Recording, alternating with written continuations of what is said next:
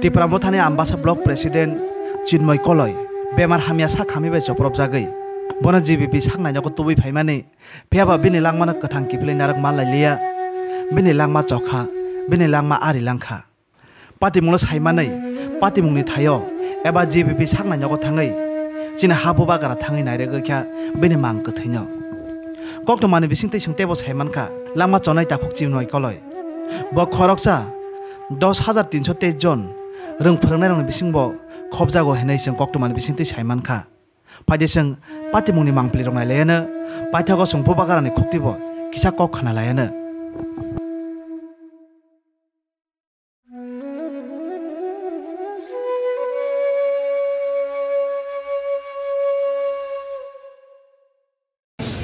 इनको सडनली पहले मलेरिया हुआ, उसके बाद जॉन्डिस हुआ, हेपेटाइटिस शायद हो गया।